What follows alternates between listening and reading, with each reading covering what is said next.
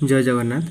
आज आम देखा ऑनलाइन किपरि गोटे डिस्ट्रीब्यूटर आ गोटे डिस्ट्रीब्यूटर को एचपी गैस सर्विस रे किपरि ऑनलाइन आम ट्रांसफर करिपरिबा पुराना डिस्ट्रीब्यूटर पाखक न जाई। तो प्रथम आम कौन करवा क्रोम खोलदेवा। क्रोम रे आम माई एचपी गैस को टाइप करवा। माई एचपी गैस को टाइप कलापर आम सर्च को दबाइबा। सर्च को दबाइला प्रथम आसो माई एचपी गैस डट इन। तो माई एचपी गैस डट इन है एचपी गैस वेबसाइट। तो सहीटर प्रथम आम क्लिक करवा। क्लिक कलापर देखा जो ये गोटे इंटरफेस शो करुच्ची। देखो आपंकर डाहाण पट साइड्रे गोटे दुईटा ऑप्शन आसो जे साइन इन एवं न्यू यूजर। आपड़ जब न्यू यूजर होते तो न्यू यूजर उपर क्लिक करके आपंकर डिस्ट्रीब्यूटर आईडी एवं मोबाइल नंबर देके रजिस्टर करदे प्रथम।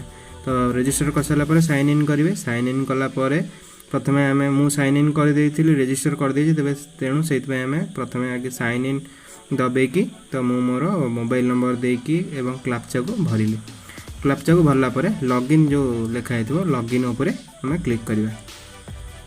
देखो लॉगिन उपरे क्लिक हो सारा पर आपंकर पासवर्ड मांगे। प्रथम जो आप न्यू यूजर होते तो से आप पासवर्ड सेट करेंगे। जो पासवर्ड सेट करेंगे से पासवर्ड टी को आपड़ी भरवे। पासवर्ड टी को भरला पर लॉगिन को दबाइबे। देखु लॉगिन को दबाइला आपंकर नुआ देखो आसो गोटे इंटरफेस शो कर जोटार कि आप जहाँ भी डिटेल्स जहाँ आपंकर ना एलपीजी आईडी कंज्यूमर नंबर जहाँ भी किसी डिटेल्स थो कौटी आप डिस्ट्रीब्यूटर ना कोड कौन सब किसी देखेदेव। आपड़ देखिए जे आपंकर सेटा शो कलापर सेटा आप स्क्रीनशॉट कर रखिपारे। तापर देखिए जे आपंकर कंज्यूमर डिटेल्स सब किसी आप देखेदेव। कौ बैंक आप लिंक अच्छी कौन सब जिनस आप शो कर आप देखिए। देखिए गोटे बाँ पट साइड देखिए ऑप्शंस बहुत गुड़े थी गोटे सर्विस रिक्वेस्ट बोली गोटे ऑप्शन। सर्विस रिक्वेस्ट ऑप्शन को आप टैप कलापर देखिए तीनटा आसो डॉट ता भर देखिए आप न्यू सर्विस रिक्वेस्ट को गलापर ऑप्शन पर पोर्टेबिलिटी मारे। ऑप्शन पर पोर्टेबिलिटी मारला आप देखिए जे आपण पाखापाखि जो डिस्ट्रीब्यूटर ना थी से देखेब। आपंकर बर्तमान करेन्ट जोटा पाखे थी डिस्ट्रीब्यूटर ता ना देखेब और जोटि आप जावाई चाहिए से देखो। देखो मुझे सोरेन एचपी गैस को जावाई चाहूँगी तो ये सोरेन एचपी गैस को मुझे सिलेक्ट करी।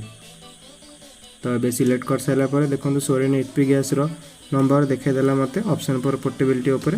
तापर एबे मु तल को पळै आसीबी क्लाप्चा जहाँ लिखाई तो सेटा फिलअप करी। क्लाप्चा फिलअप कलापर ओटीपी भरी। ओटीपी सेंड ओटीपी मारे सेंड ओटीपी जीव। क्लाप्चा आप आगे भरदेवे। भरला पर सेंड ओटीपी मारे। तो सेंड ओटीपी मार सारापर आप मोबाइल नंबर को ओटीपी पड़े एवं तले गोटे ऑप्शन आसो जे सिलेक्ट पोर्टेबिलिटी रीजन। आपड़ किसी गोटे जेकोसी गोटे रीजन देदेवे। रीजन दे सारापर आप गोटे इंटरफेस शो कर जोटा को आप स्क्रीनशॉट कर रखिए। स्क्रीनशॉट कर रखला पर एटा को लेकिन आप नुआ जो डिस्ट्रीब्यूटर अच्छा जहाँ पाक ट्रांसफर कले नहीं देखेबे एवं ता सहित आधार कार्ड एवं आपणकर भोटर आईडी कार्ड हो कि जेकोसी केवाईसी जिनस एवं गोटे फोटो एवं किसी टंका नहीं जाइए एवं सेठी एटा देखेला पर आपणकर पोर्टेबिलिटी हो आपन को नुआ बही देदेवे। धन्यवाद।